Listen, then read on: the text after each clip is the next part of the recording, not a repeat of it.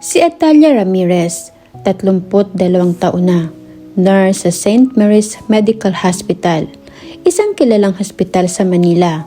Tahimik, disiplinado at halos walang oras sa sarili. Sa tuwing nag-aalaga siya ng mga sanggol sa nursery, may kakaibang sigla siyang nararamdaman sa dibdib. Habang pinagmamasdan niya ang mga bagong silang na bata ay bubulong siya sa sarili. Ano kayang pakiramdam na maging isang ina? Ang marinig kang tawaging mama. Yung sasalubong sa'yo ng yakap pagdating mo galing sa trabaho. Yung may mangungulit sa'yo tuwing may gustong papili. Lumaki si Atalia sa piling ng lola Cora niya. Matapos silang iwang ng mga magulang na parehong nagtrabaho sa abroad at kalaunay naghiwalay. Dahil doon, naniniwala si Atalia na hindi kailangan ng lalaki sa buhay para maging buo ang pamilya. Minsan natanong siya ng kanyang lola kung kailan ba siya magpapamilya. Ang sagot niya, kung gusto ko magkaroon ng anak, gagawa ko ng paraan. Sabi niya minsan sa kanyang lola. Simula noon ay nag-ipon si Atalia ng pera. Nang sapat na ang kanyang ipon, ay napagdesisyonan niya na magpa-artificial insemination. Walang kasal, walang relasyon, walang pressure. Anak lang, yun ang gusto niya.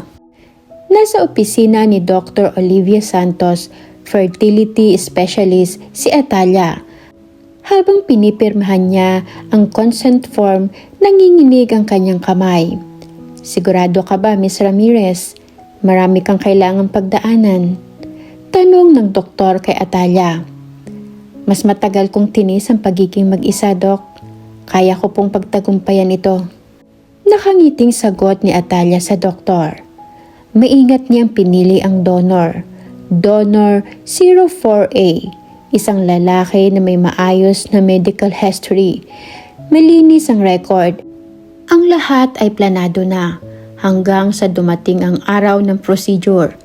Sa loob ng isang room kung saan gagawin ang insemination at habang unti-unting nakakatulog siya dahil sa mild anesthesia, ay ngumiti siya at bumulong.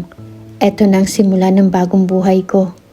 At unti-unting pumikit ang kanyang mga mata. Isang linggo ang lumipas matapos ang insemination. Habang nasa duty si Atalia, tumunog ang kanyang cellphone at nag-appear sa screen ang pangalan ng doktor niya. Hello Doc, napatawag po kayo. May problema po ba? Kinakabahan na tanong ni Atalia sa doktor na tumawag. Hello Miss Ramirez, I'm so sorry pero nagkamali kami nang naiturok sa iyo. Hinging paumanhin ng doktor kay Atalia. Ano pong ibig niyong sabihin, Doc? Naguguluhang tanong niya sa doktor. Yung sample kasi na naiturok namin sa iyo ay mali. Ibang specimen yung naiturok namin sa iyo, Atalia. I'm so sorry. Hindi namin sinasadya. Nagkamali kami ng kuha ng specimen. Hinging paumanhin ng doktor. Para namang binuhusan ng malamig na tubig si Atalia, nangihina siyang napaupo sa upuan na nasa tapat niya. Naguguluhan siya at natatakot. Ang dami na ding what if na pumapasok sa kanyang isip. Paano kung may sakit yung may-ari ng specimen? Paano kung masamang tao pala yun? At kanino yung sample na naiturok sa kanya? Anong gagawin ko? Naguguluhan at naiiyak na sabi ni Atalia. Kinabukasan, kinakabahan man ay pumunta siya sa klinik ni Dr. Olivia para makaharap at makausap din ang may-ari ng sample na naiturok sa kanya. Doon niya unang nakilala si Dr. Marco de la Vega, isang pediatrician, matangkad, kalmado at may malalim na boses na tila laging nag-aalok ng pangunawa. Good morning po, Doc. Kinakabahan na bati ni Atalia sa doktor. Good morning, Miss Ramirez. Buti namat nakarating ka. Muli ay humihingi ako ng paumanhin sa nangyaring pagkakamali. Siya nga pala. Siya si Dr. De La Vega, ang may-ari ng sample na naiturok namin sa iyo. Pagpapakilala ng doktor dito. Ano po? Siya? Paano po nangyari yun? Naguguluhan at palipat-lipat na tingin ni Atalia sa dalawang doktor.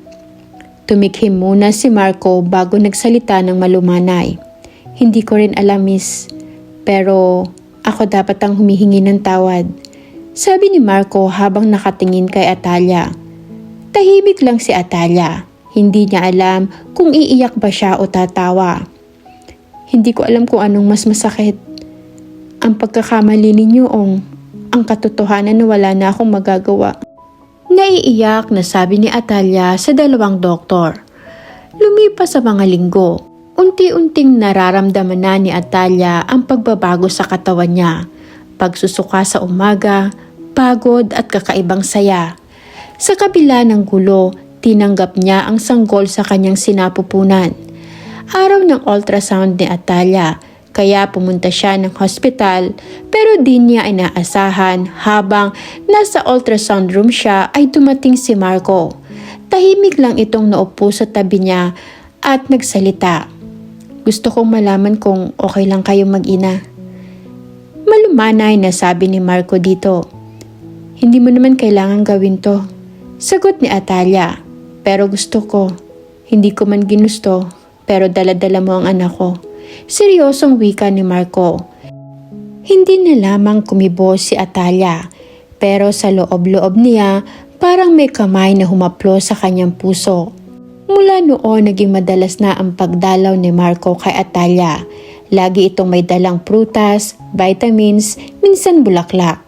Sa bawat araw unti-unting nagiging malapit na sila ni Atalia at masaya siyang nakikita ito lagi. Hindi lingid sa iba ang nangyayari. Kumakalat sa ospital ang balitang nabuntis siya ng isang doktor. May ilan na umiiwas, may ilan na nagtatanong na may halong paghusga. Isang araw sa isang pantry, narinig niya ang dalawang nurse na nagbubulungan. Siya yung nabuntis ng isang doktor, di ba? Sabi ng isang nurse. Swerte naman, doktor pa. Sabi rin ng isa pang nurse. Ngunit para kay Atalia, hindi yun swerte.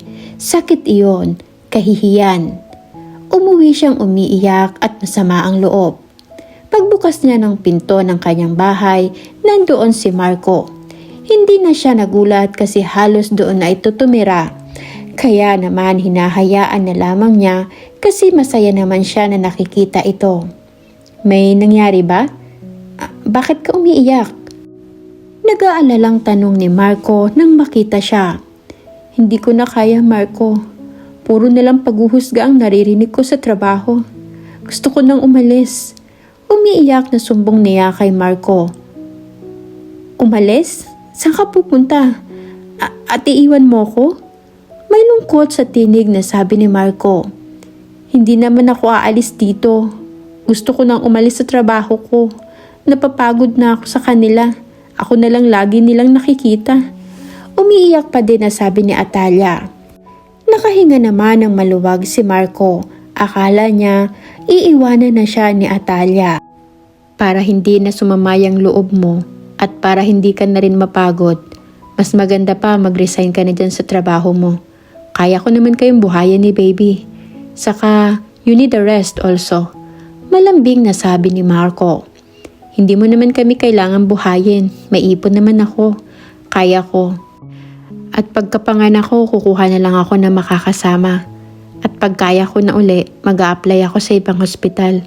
Sagot ni Atalia kay Marco habang pinupunasan ng luha. Isang gabi, tahimik silang kumakain nang biglang magsalita si Marco. Alam mo bang matagal na kitang hinahangaan? Kahit bago pa mangyari to. Ano ba yung pinagsasabi mo, Marco? Nabigla man ay pinipilit ni Atalia na huwag ipahalata sa lalaki ang pamumula ng kanyang muka. Hindi ko alam kung paano, pero simula nung malaman ko na dala mo ang anak ko, mas lalo akong humanga sa'yo. At hindi ako papayag na hindi maging bahagi ng buhay mo. Dugtong pa nito. Marco, tanging nasambit ni Atalia. Hindi kita minamadali, Atalia. Kaya ko magantay hanggang sa pareho na tayo ng nararamdaman. Malambing na wika ni Marco habang gagap ang kamay ni Atalia. Simula noon, mas madalas pa silang magkasama na dalawa at unti-unti na ding natututunan ni Atalia na mahalin si Marco. Dumating ang araw ng panganganak ni Atalia. Si Marco ang naging assistant ng doktor na magpapaanak kay Atalia. Ilang pang-ere ang ginawa ni Atalia at maya-maya pa ay narinig na nila ang iyak ng isang sanggol. Parehong naiiyak sina Marco at Atalia nang makita nila ang kanilang anak. Sorry kung ako ang dahilan kung bakit nararamdaman mo ang sakit na yan. Madamdaming sabi ni Marco. Hindi mo naman kailangang humingi ng sorry. Masaya naman ako. Thank you. Nangihinang wika ni Atalia kay Marco. Lalaki ang naging anak ni Atalia. Pinangalanan nila itong Luke Marco. Lumipas sa mga taon. 3 taon na ang anak ni Atalia at Marco. Sa isang park, tumatakbo si Luke, masigla habang hawak ang lobo. Habang naglalaro ay pinagmamasdan ni Marco at Atalia ang anak habang magkahawak kamay. Mama, Papa, tingnan niyo po may butterfly. Tuwang-tuwang wika ni Luke. Parang ikaw yan anak. Dumating ng hindi inaasahan. Pero nagbigay ng kulay sa buhay namin. Nakangiting wika ni Atalia sa anak. Salamat Atalia. Dahil sa pagkakamali na yon, natagpuan ko ang tamang pag-ibig. At ikaw yon. Salamat sa pagkakataon at sa pagmamahal sa amin ng anak natin, Atalia. I love you. Masuyong sabi ni Marco kay Atalia. I love you too, my wrong donor. Nakangiting wika ni Atalia. At nagyakap silang tatlo. Sa bawat halakhak ng kanilang anak, alam ni Atalia, hindi na siya mag-iisa. Ang maling simula ay pwedeng maging tamang wakas kung pipiliin mong magmahal ng totoo. Wakas, at dito na po nagtatapos ang maikling kwento ni Marco at Atalia sa The Wrong Donor. Maraming salamat po sa lahat ng nakikinig. Sana muli niyo pong subaybayan ang ating mga susunod na kwento. God bless po sa ating lahat.